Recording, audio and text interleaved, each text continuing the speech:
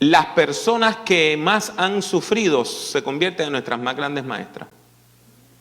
Yo estoy seguro que usted ha conocido a alguien que pasó por un momento muy duro en la vida, o estaba pasando por una enfermedad, o estaba pasando por una gran tribulación, y en medio de esa tribulación, esa persona le habló a usted y le dio una palabra de consuelo. Y es importante porque nosotros que tenemos mucho, de momento vemos a alguien que tiene poco, y esa persona con su poco nos bendice, y nos damos cuenta que nosotros hemos sido bendecidos también. Uno de mis mentores, el reverendo doctor Roberto Amparo Rivera, de la Iglesia de Dios del Evangelio Completo, como se conoce en América Latina, Mission Board en Puerto Rico, la Iglesia de Dios Cleveland, como se conoce en Estados Unidos, tuvo un ataque masivo al corazón en el año 1997. Y quedó nada más con un 20% de la función cardíaca. ¿Usted entiende lo que le estoy diciendo? La mayor parte del músculo cardíaco de su corazón estaba muerto, necrótico. El doctor dijo, no se puede hacer nada, no se le puede dar ninguna pastilla que lo mejore. Si lo operamos para hacerle un trasplante del corazón, se nos muere en la mesa. Y entonces le dijeron, ¿y qué vamos a hacer? Y dice, bueno, que él haga lo que quiera, que coma lo que quiera, porque él se va a morir en cuestión de días, semanas o meses. Y probablemente va a ser que se va a quedar dormido y se va a morir. Roberto recibió esas noticias con dolor. Y usted sabe, las instituciones no tienen alma. Y él ocupaba un puesto en su denominación, y su denominación necesitaba que alguien hiciera el trabajo, así que lo sustituyeron. Lo sustituyeron y ya. Y cuando él estaba en esa situación, Dios le habló y Dios le dijo que él iba a tener grandes bendiciones en este tiempo de enfermedad. El Señor no le dijo que lo iba a sanar, sino que lo iba a bendecir. Duró 12 años. En esos 12 años publicó 6 libros. En esos 12 años dio clases en varias universidades y seminarios. En esos 12 años fue nombrado como uno de los líderes más importantes de su denominación, y fue elevado a algo que se llama la sala de profetas, la primera persona latina en esa sala de profetas. Enfermo como estaba. Yo tuve la dicha de tenerlo en mi casa, y mi hijo, que ahora tiene 30 años, en aquel momento tenía 16, y me dice, pero papá, este hombre tiene algo especial. Este hombre tiene algo especial, habla con un gozo, con una alegría. Y cuando yo le dije su situación de salud, él me dice, pero ¿cómo es posible que él, viviendo al umbral de la muerte todos los días, pueda tener ese gozo? Pues precisamente por eso. Porque sabe lo valiosa que es la vida.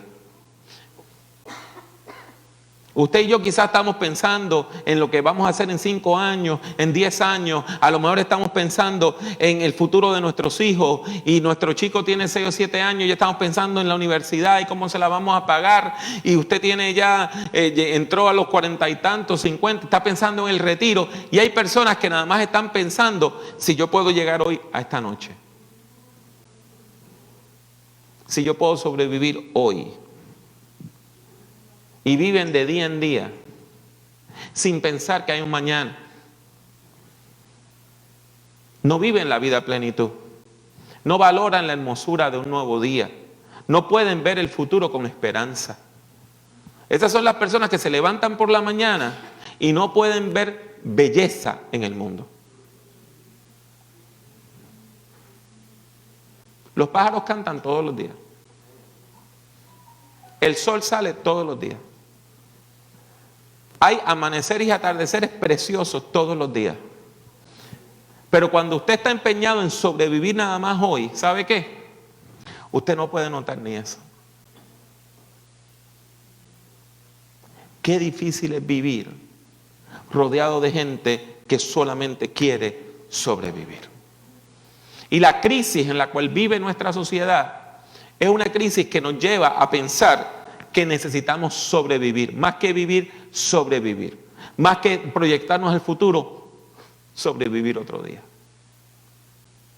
Hay familias donde alguien no tiene los papeles. Y se vive con miedo, ¿verdad? Y si hoy voy a dejar los chicos y la migra me agarra al lado de la escuela, eso está pasando en algunos lugares. Y si el esposo no llega del trabajo y usted sigue esperando y esperando y esperando, y cuando lo llaman está en un centro de detención, entonces a usted le toca estar sola con sus chicos. Yo tengo un nuevo programa de radio por internet, lo que se llama un podcast, y el que publiqué este lunes fue una entrevista al pastor José Escamilla, que pastorea la iglesia Casa de Oración en San Diego, California. Una iglesia que ha crecido tremendamente, Dios los ha bendecido, tienen 5 cultos los fines de semana y ya van por 1,200 miembros. Y ellos tienen una iglesia satélite al otro lado del border. No sé cuántos de ustedes saben, Tijuana y San Diego son una sola ciudad dividida por un borde internacional. Son una misma ciudad, lo único que están divididas por un borde internacional. Y Tijuana está en México y San Diego está en los Estados Unidos, pero son una sola ciudad. Pasa lo mismo con todas las grandes ciudades que están en el borde de Estados Unidos y México. Pues allá tienen una pastora que de hecho estaba en uno de mis cursos hace poco. Y yo pregunté, ¿cuántas personas ya están en la iglesia de Tijuana? 300, pastor. ¡Ay, qué bueno! Y dije, qué bueno, hasta que comprendí por qué hay tanta gente. Muchos de los hermanos que han llegado a formar parte de esa iglesia han sido deportados. Son familias separadas. A papá lo deportaron y papá está viviendo en Tijuana y adora en la iglesia que está en Tijuana, mientras mamá, que no tiene papeles, está con los chicos que son ciudadanos en San Diego. Y los chicos van y pueden ir a ver a papá, pero mamá no puede. Qué difícil es vivir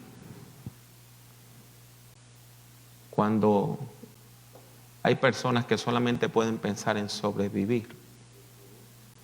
Y es que nosotros estamos viviendo una crisis social muy grande, una crisis social enorme.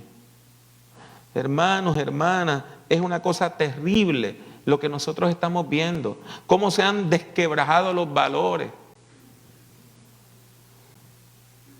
Lo vemos en las figuras de gobierno.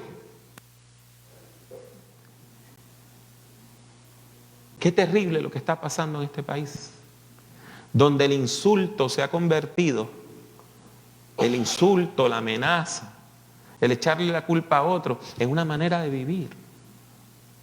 Este avivamiento del odio que hay en nuestro país, donde hay personas que sencillamente están llenas de odio hacia los otros. Y es un odio gratuito. No es que le odian porque le conocen, le odian porque le miran y dicen, eres del color incorrecto, de la raza incorrecta, del país incorrecto, eres un extranjero, eres tal cosa, y ya le odian, sin saber quién es usted.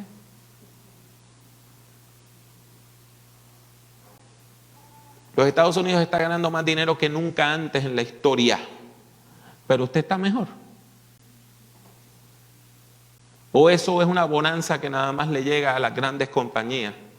Y usted y yo cada vez estamos pagando productos que son más caros.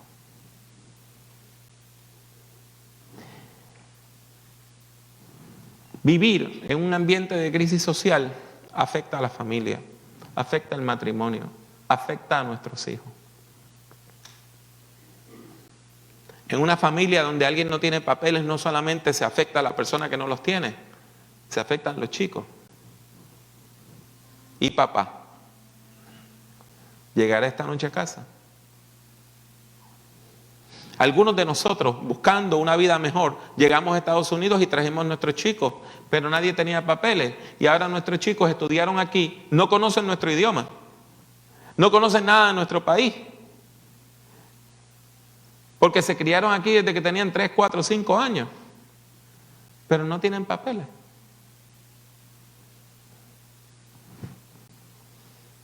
¿Y si los deportan? Uno de nuestros estudiantes me presenta a su novia, una chica colombiana precisamente, que es de estas que se han amparado con se llama DACA, ¿verdad? Ella llegó de Colombia a los 3 años. Ella no sabe nada de Colombia. Nada. Apenas habla español. Y si la deportan, la van a deportar a un país que no conoce.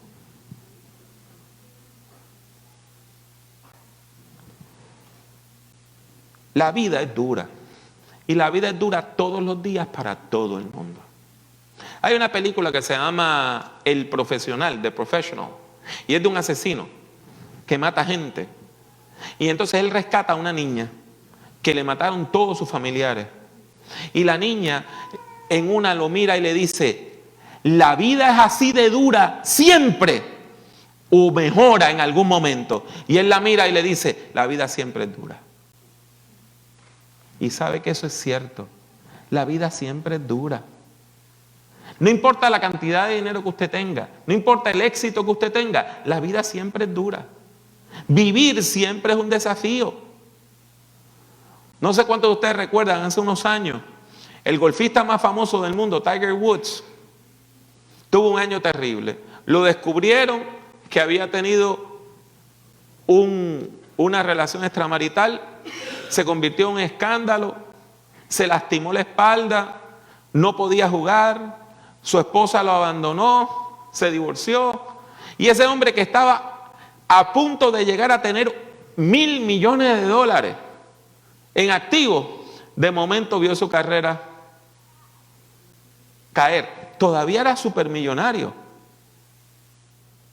Perdón, todavía le quedaba cerca de medio billón, cerca de 500 millones. Pero no era feliz. Y estaba sufriendo. Es interesante cómo nosotros, los seres humanos, olvidamos esto. Y a veces nosotros pensamos que la gente que lo tiene todo son felices, ¿verdad que sí? Y nosotros vemos las revistas, las celebridades son felices. Sí, por eso usan drogas y se suicidan. ¿Usted cree que Michael Jackson era feliz? ¿Usted cree que Whitney Houston era feliz? Tenían éxito, tenían dinero, tenían fama. Pero la vida es dura todos los días para todo el mundo. No importa la cantidad de plata que usted tenga. No importa el éxito que usted tenga. La vida siempre es difícil.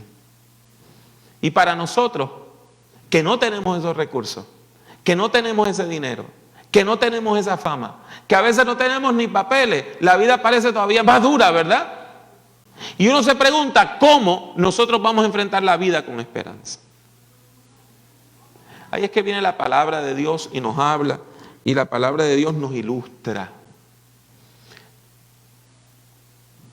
Cuando usted va a la Biblia, usted sabe que la Biblia tiene 2 partes, Antiguo Testamento y Nuevo Testamento.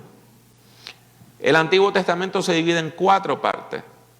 Están los primeros 5 libros que se conocen como el Pentateuco, los libros históricos, los poéticos y los proféticos. Dentro de los libros proféticos hay 12 profetas menores y uno de ellos se llamaba Miqueas. Miqueas profetizó a todo Israel.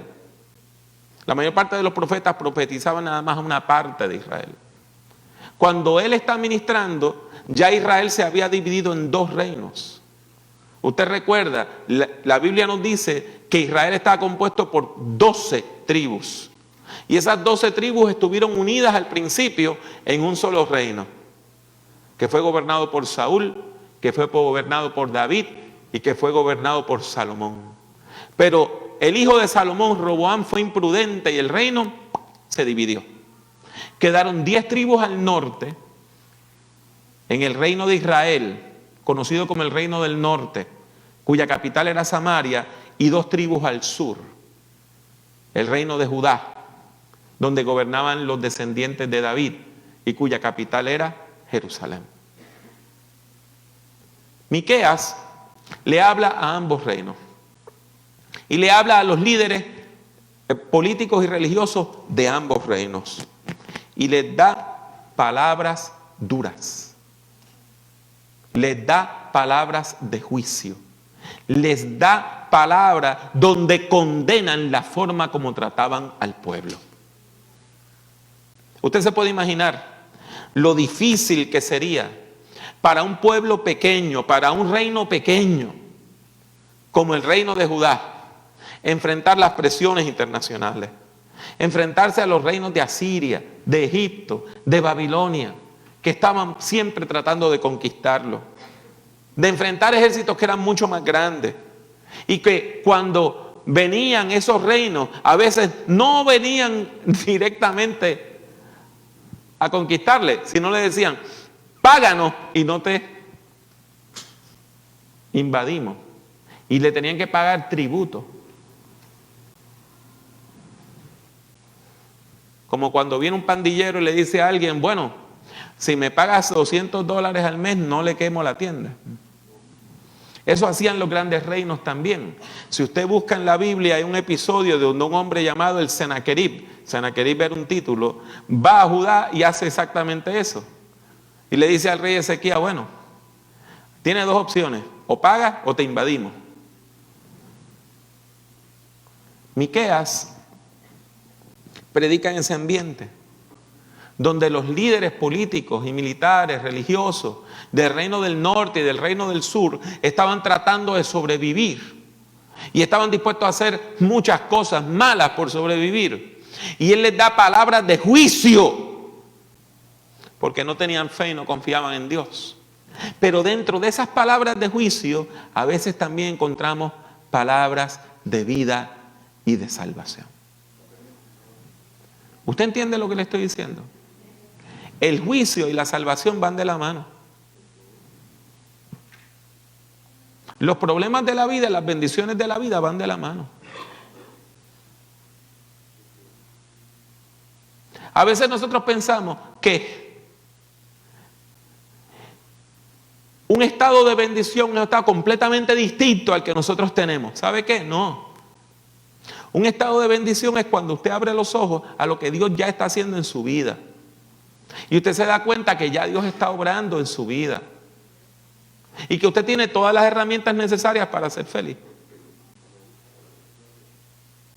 Nos quejamos del trabajo, pero tener un empleo es una bendición. Nos quejamos de que nuestro salario no es suficiente, pero comparado con el salario de otras personas, nosotros somos adinerados. Nos quejamos de nuestro auto, olvidando que hay gente que no tiene en qué moverse. Nos quejamos de nuestra pareja, porque no es lo que no es lo que queremos. A veces sin darnos cuenta que nosotros tampoco somos lo que nuestra pareja quiere. Qué fácil es ver, como dijo Jesús, la paja en el ojo ajeno y no ver la viga que tenemos en el nuestro.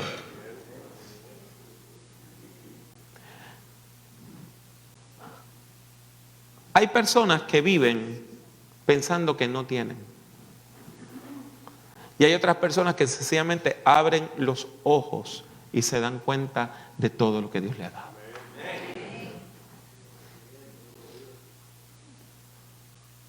El juicio siempre es una posibilidad. Los problemas siempre son una posibilidad. Las cosas malas siempre son una posibilidad. Pero nosotros también podemos ser bendecidos aún en medio del problema. Miqueas da palabras muy duras al pueblo. Y le voy a leer algunas de esas palabras. Comenzando el capítulo 4, versículo 10 de Miqueas. El profeta le dice al pueblo de Judá que su temor más grande se va a cumplir. Que su miedo más grande va a pasar. Que lo que ellos temían sí les va a ocurrir. Y es una palabra de juicio.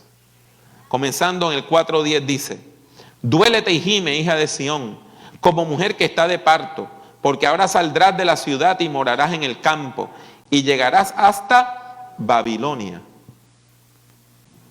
Allí serás librada, allí te redimirá Jehová de la mano de tus enemigos.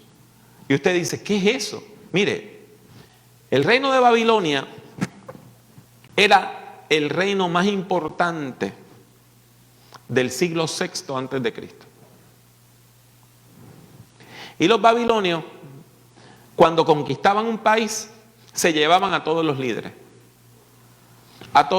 políticos, religiosos, militares, cívicos, y dejaban al país sin cabeza. Usted tiene que entender que en el mundo antiguo la mayor parte de la gente no sabía ni leer, ni escribir, ni sumar, ni restar. Si usted se llevaba a todos los líderes, ¿qué quedaba? El pueblo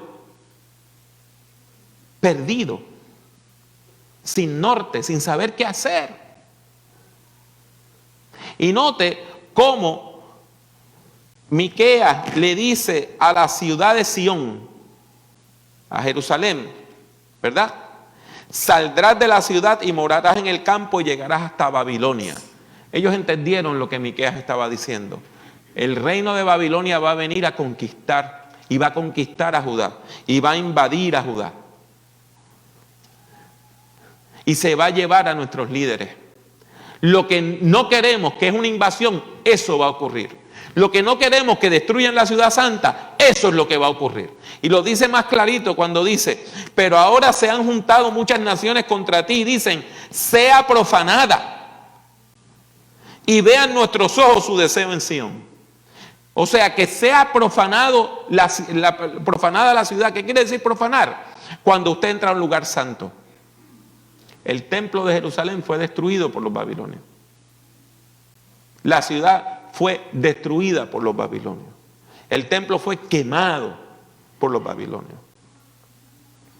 La gente temía eso. Y Miqueas le dice, eso que usted teme es lo mismo que va a pasar. Mas ellos no conocieron los pensamientos de Jehová, ni entendieron su consejo, por lo cual los juntó como gavillas en la era. Levántate y trilla, hija de Sión, porque haré tu cuerno como de hierro y tus uñas de bronce, y desmenuzarás a muchos pueblos, y consagrarás a Jehová su botín y sus riquezas al Señor de toda la tierra. En ese último versículo está diciendo que Dios les va a permitir defenderse y que al final van a tener la victoria. Pero la lucha va.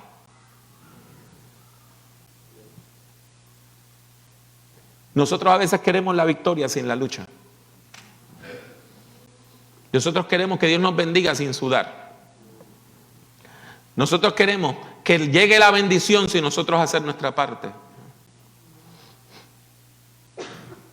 Pero viene el problema, lo dice el 5.1, rodéate ahora de muros, hija de guerreros, nos han sitiado. Nos han rodeado un estado de sitios cuando se rodea una ciudad por ejércitos. Con vara herirán en la mejilla al juez de Israel. Entonces, ¿cómo es que Dios va a librar a este pueblo? ¿Cómo es que Dios va a librar a este pueblo del ejército más grande y más violento del mundo? Versículo 2. Pero tú, Belén Efrata, pequeña para estar entre las familias de Judá, de ti me saldrá el que será Señor en Israel. Y sus salidas son desde el principio, desde los días de la eternidad. Pero los dejará hasta el tiempo que dé a luz la que ha de dar a luz. Y el resto de sus hermanos se volverá con los hijos de Israel. Y él estará y apacentará con poder de Jehová, con grandeza del nombre de Jehová su Dios, y morarán seguros, porque ahora será engrandecido hasta los fines de la tierra. Y usted me está diciendo, pastor, el texto está diciendo que van a hacer un bebé. Sí, van a hacer un bebé. Y que un bebé los va a defender del ejército más grande del mundo. Sí. Eso no hace sentido, ¿verdad? Eso parece una locura. Eso es el tipo de profecía, de predicación que hace que cuando nosotros le hablamos de Cristo a alguien, digan, están locos. Como le dijeron al apóstol Pablo, a muchas palabras están vueltos locos. ¿Cómo es posible que un bebé indefenso, logre la victoria sobre los entes del mal. Esta, claro está, es una profecía. Una profecía que la iglesia entendió que hablaba de Jesús. Pero antes de eso, el judaísmo entendía que hablaba del Mesías. Por eso fue que cuando los magos, según nos dice el capítulo 2 de Mateo, fueron a preguntar a la ciudad de Jerusalén, ¿dónde está el Mesías que ha nacido? Que hemos sido dirigidos por una estrella. Herodes, que era un asesino, llamó ¿a quién? A los maestros de religión, a los profetas, a los estudiosos de la ley. ¿Dónde ha de nacer el Mesías? Y ellos dijeron, la profecía está clara, en Belén, una pequeña ciudad de Judea.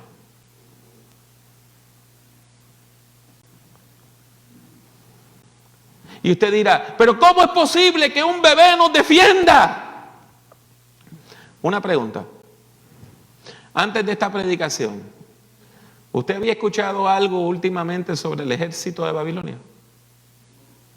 De hecho, Babilonia existe. Quedan ruinas de Babilonia. Y el ejército de Babilonia tiene poder. Hace miles de años que desapareció. Y el bebé, Jesús, vamos a celebrar una vez más, recordar su nacimiento en un par de semanas. Y hay 3.000 millones de personas que confiesan que es Señor y Salvador. Amén.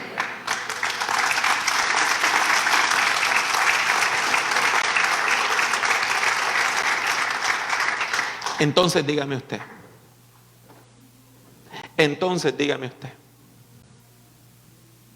¿quién ganó la guerra? ¿Babilonia o el niño que nos es nacido, el hijo que nos es dado? Jesús. Y el principado está sobre su hombro. Y llamará su nombre admirable, consejero, Dios fuerte, príncipe de paz. Y su reinado no tendrá fin. Todos los grandes imperios de la tierra han tratado de aplastar al pueblo de Dios. ¿Y qué ha pasado con ellos? Todos han ¿qué? Todos han caído. Todos han caído. Todos han caído. Los romanos persiguieron la iglesia. Una de las cosas que hacía Nerón, que hace poco en una de las películas que hicieron sobre la vida de Pablo, lo recordaron, es que le echaban petróleo por encima a los cristianos que amarraban de las columnas del palacio y los prendían en candela para usarlos como antorchas mientras ellos fiestaban. ¿Dónde está el imperio romano hoy?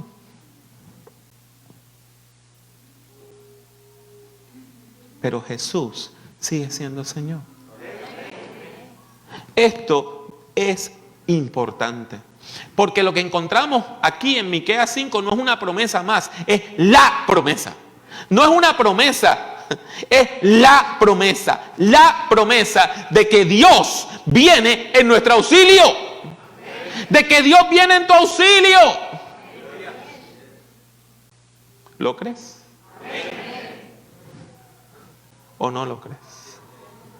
Porque esa es la gran diferencia. Nos recordaba el hermano cuando estaba recogiendo la ofrenda el texto que dice que sin fe es imposible agradar a Dios. Si usted es puertorriqueño o colombiano, aprendió mal ese texto, porque a nosotros nos enseñaron que sin café es imposible agradar a Dios. Quítele el K, porque eso no está en la Biblia. Lo que la Biblia dice es que sin fe es imposible agradar a Dios. Y la pregunta es si usted está mirando el futuro con fe o sin fe. Si usted está viendo el mañana con fe o sin fe. Si usted está viendo el mañana como una bendición que Dios viene o como una maldición que le viene del futuro. Hermanos, hermanas, es crucial que nosotros comprendamos que Dios usa lo pequeño, que Dios usa lo que otras personas rechazan, que Dios usa lo que otras personas tienen en poco para engrandecer su nombre. La ciudad de Belén, hasta el sol de hoy, es una iglesia, es una ciudad chiquitita. En el tiempo de Jesús quizá tendría unos 100 y resto 200 habitantes. Nunca fue una ciudad grande. De ahí salió el Mesías. El apóstol Pablo en un momento habla de las tribulaciones que ha tenido, capítulos 11 y 12 de 2 de Corintios. Y él dice que Dios perfecciona su poder en nuestra debilidad. Por lo tanto, cuando soy débil es que soy fuerte. Cuando vamos al libro de Apocalipsis, capítulo 5, hay un texto hermosísimo, hermosísimo, donde está Juan el vidente, que está viendo el futuro, aunque él está preso. Él está en una ciudad, en una isla que se llama Patmos, y él está preso allí, pero en el espíritu, él va a los cielos y le muestran el final de los tiempos. Y él ve que un anciano, uno de los 24 ancianos, tiene un libro y dice: aquí está el libro que tiene las profecías, las visiones del fin. ¿Quién es digno de abrirlo? Y buscan en el cielo y en la tierra y debajo de la tierra, y no hay nadie digno. Y Juan se quebranta y comienza a llorar y dice: bueno, no hay futuro, porque nadie puede abrir el libro. Pero entonces otro de los ancianos le dice: no llores. He aquí la raíz de Isaí, el león de la tribu de Judá, ha vencido para abrir el libro y desatar sus 7 sellos. Y cuando le dicen eso, bueno, si él va a vencer, pues entonces usted se imagina que alguien así como The Rock, ¿verdad? Como La Roca, con una metralleta de rayos láser, ¿verdad? Y cuando mira, ¿quién es el que venció? Un cordero inmolado. ¿Sabe lo que quiere decir inmolado? Degollado, desangrado, sin armas en las manos.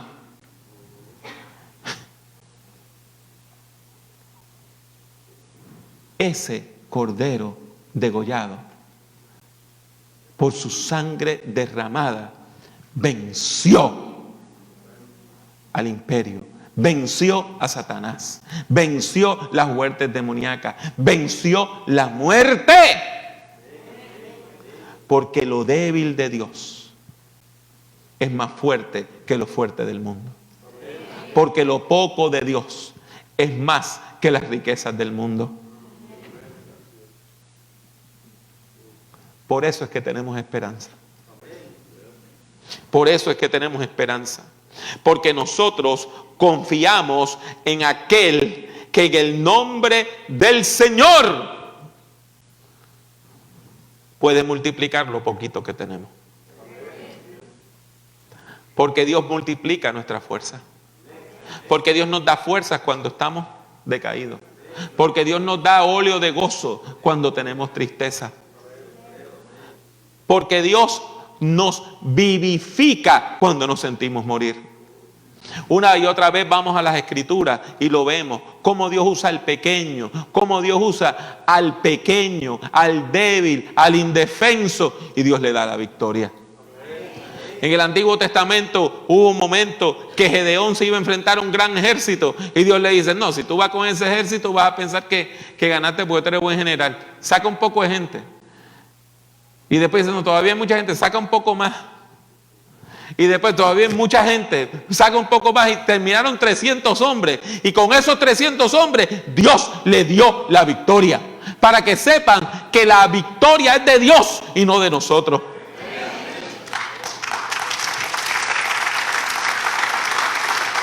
Cuando se enfrentó el gigante contra el pueblo de Israel e insultó a Dios y se burló de Dios, el que lo enfrentó fue un muchachito pequeño de estatura, sin armas en las manos, nada más con una resortera. Y él se burló de él. Y Goliat se burló de David y le dijo: te voy a matar y voy a poner tu cabeza en lo alto de mi lanza. Eso hacían para amedrentar al ejército extranjero. Pero él no esperaba que aquel muchachito pequeño y desarmado le dijera: tú vienes contra mí con espada, lanza y jabalina, pero yo vengo en contra tuya en el nombre del Señor. Y no es contra mí que vas a pelear, estás peleando con Dios. Y Goliat había peleado con muchos hombres, pero nunca había peleado con Dios. ¿Y sabe qué? Perdió. Es importante que usted entienda que usted y yo somos pequeños, que usted y yo somos indefensos, que usted y yo tenemos pocos recursos, pero el Dios que está con nosotros como poderoso gigante, Él es el dueño de todos los recursos.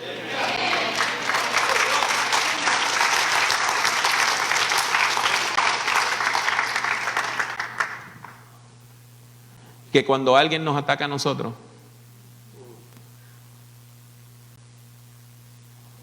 está atacando a Dios. Y no somos nosotros los que tenemos que tomar venganza. Dios es quien hace justicia. Dios no toma venganza. Dios no toma venganza. Dios hace justicia. Por eso, cuando usted se llena de ira, Dios dice: no, mía es la venganza, yo pagaré, déjamelo a mí, porque Dios no actúa con venganza sanguinaria, Dios hace justicia. Y cuando nosotros vemos que Dios nos hace justicia, entonces comprendemos que hay esperanza. Comprendemos que hay esperanza. Y yo lo sé. Usted está en medio del problema. Y cuando usted está en medio del problema, usted siente que el problema va a durar 1000 años. ¿Verdad que sí? Cuando usted sobrepasa el problema y mira para atrás, se da cuenta de lo cortito que fue el tiempo del problema. Pero cuando estamos en medio del problema, no podemos ver la solución. Dios quiere que usted en medio del problema tenga fe en el bebito, en el bebé que están haciendo en Belén.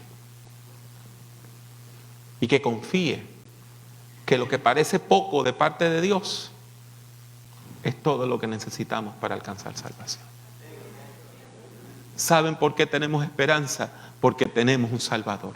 ¿Saben por qué tenemos esperanza? Porque tenemos un Señor. ¿Saben por qué tenemos esperanza? Porque tenemos a aquel que ha nacido en Belén, humilde y a los ojos del mundo débil, para enseñarnos que lo débil del mundo, en las manos de Dios, Dios lo puede hacer fuerte.